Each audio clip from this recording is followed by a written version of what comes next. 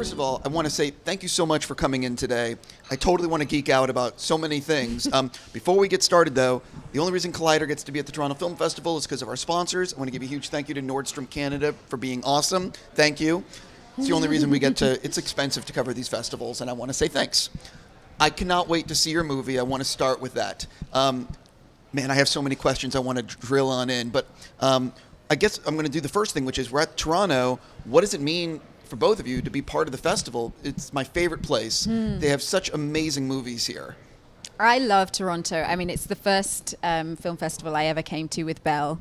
And I've shot here as well and been here for several movies. And it's such a privilege. There's such a buzz here. And yeah, it's so exciting to be premiering. I've been coming here since I was a kid because my family had a place up near North Bay. And it's like second home to me. So I, not to mention the immortal classic Death to Smoochie was shot in Toronto. And the Hulk as well. So I've lived here, hung out here, love it. Sure. And the festival is great. I agree. It's a very there's a goodwill at this festival that's very sincere. You mentioned I think right when the camera started going, but I have to say, I love The Illusionist, just love it. It's one of those movies that just love. And if it comes on cable, I'm compelled to finish it.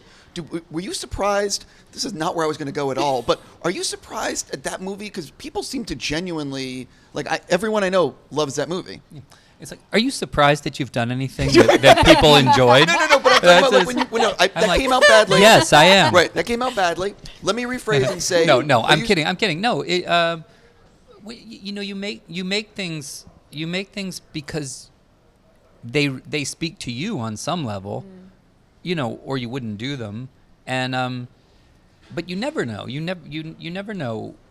A movie is many, many, many layers, and they all kind of have to glue together, right? For it to, it's magic. It's an alchemy. You never know. You never know. And when you do a tricky thing, a period thing. About a magician, you don't know. You just don't know. The reason we got talking about it is that film. It was an Oscar-nominated bit of cinematography from one of the great cinematographers in the modern era, Dick Pope, who also shot every Mike Leigh film, and because of my experience on The Illusionist with him, I begged him to shoot Motherless Brooklyn. Which he did, and it's like a masterwork of photography, I will say. I would imagine.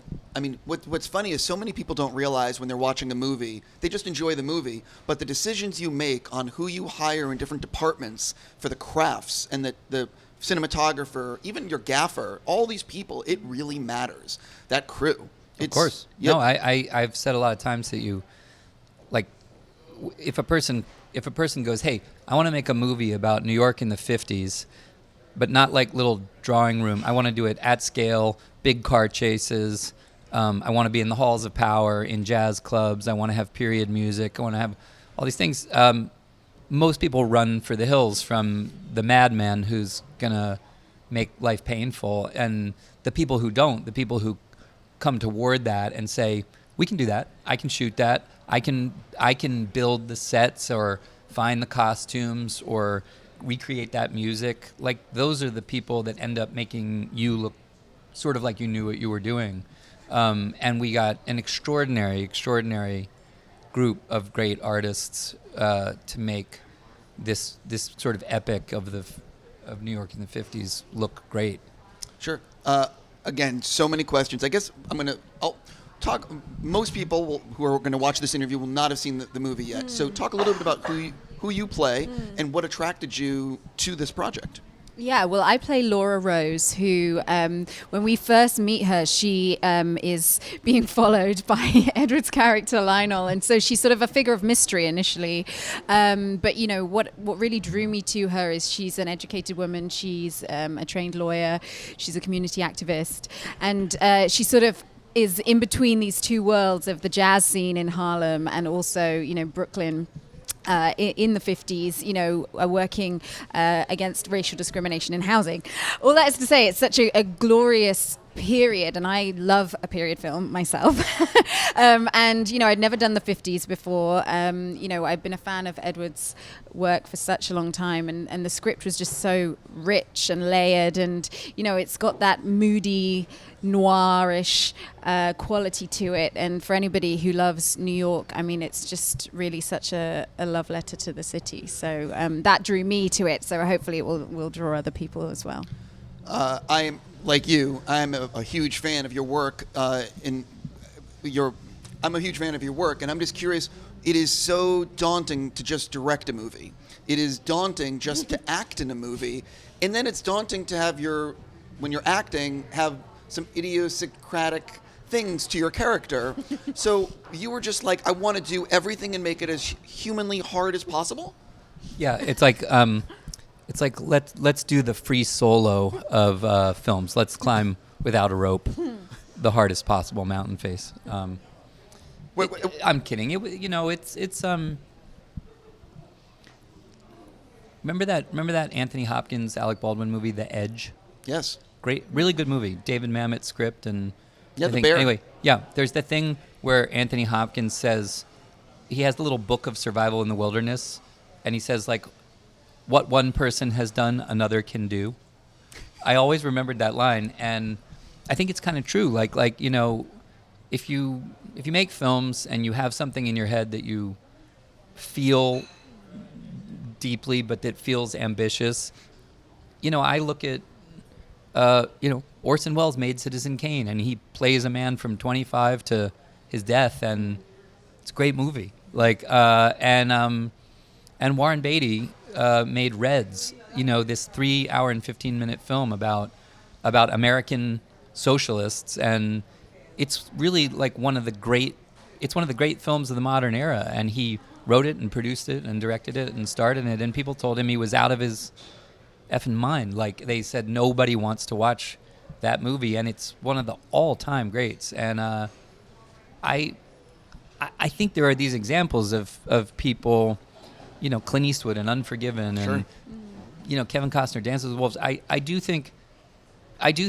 like sometimes when someone feels a story very deeply and they think they understand it, you it's a big swing, but you take it and you kind of go, people have done this before, I can do this, Completely. I'm always obsessed, if you don't mind, I'm obsessed with the editing process because it's the final rewrite.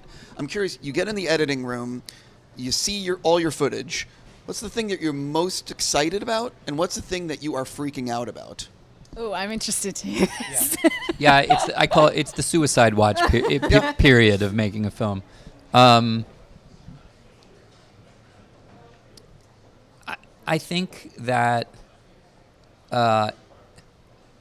one of the things that was very clear to me, even while shooting it, but certainly when we looked at the big, raw, ungainly thing, is that the cast in this movie was just like career best. You know what I mean? It was a cast of really, really terrific actors, and it wasn't even that there was a false note or a problem or anything. It was like, in many ways, it was also the biggest problem. Like, how are we gonna cut anything? These people are so good. Like, they were so compelling, so great with the language, and so I felt great about the cast, great about the performances. I felt the shaping, with a story like this, when there's a mystery involved, you're always trying to learn how much information the audience needs and what level of confusion is a good level of confusion. You don't want people ahead of a movie, but you don't want them falling out of it. You want them confused, but you have to make sure the emotional strains of the movie are carrying them through that confusion, Completely. Man, I always ask this, again, I apologize, it's a directing question, but how long was your first cut compared to the finished film? Like a cut you were happy with? There were versions of the movie that could have been, over 2.5 hours, 2 hours, Sure. I think we knew, but ultimately we have a long credit roll because there's so much music in the movie. But the movie's about 2 hours and 17 minutes long. It's shorter than Star is Born, people. Shorter than Avengers Endgame is Yeah. like 3 hours and 15 minutes. It right? chapter 2 is 2:45 or 2:50. There we go. This is much shorter than that. Right. By the way, the thing about listen. No, people. You know what? You know what's a big lie. I really mean it, especially in the era of Netflix and binge TV and everything. But I think one of the biggest disservices that critics do, really, is they've watched too many films, and they're often tired of films. They've actually lost what real audiences have, which is the fact that it's a pleasure to go sit in the cinema, and audiences like to sit in movies. Audiences don't care about the length of movies. They like to sit in a movie that's taking them away, if it transports them and carries them away. Absolutely. And if you look at the running times of the greatest films ever made, the films that won Best Picture, nominated for Best Picture, they're abundantly over 2.5 hours. And yet critics will focus on these things and say, and I always say to people, like, no, like, you can have a 90-minute movie that feels too long, and you can have Reds or Lawrence of Arabia or Out of Africa or The Godfather, movies that are over 3 hours that you could sit in for another hour. And I think I completely agree with you. I think Especially if that the world is rich there's as well, and there's a terrible underestimation. I think critics will underestimate. They think audiences are as impatient as they are, and the truth is that's just not the case. Well, the thing that I found, I think that the problem nowadays is so many movies have been made that, say you make a 90-minute movie or a 2-hour movie, you're following the 3-act structure, and it's very difficult to flip something on the audience that they haven't seen before. What a longer movie allows is for more secondary characters, more plot, more availability to twist things that you've never done before, because you have more time to tell your story. Yeah. And the character development and the language in this is so rich as well. You know, everybody speaks with that New York kind of punchy energy. And, for me, especially, I mean, having seen it a couple of times when in the editing sort of process, to see it also with the music, that really carries you, and the music is so evocative of the period, and, Tom York's music as well, so it really kind of gives you that sort of epic flow to it.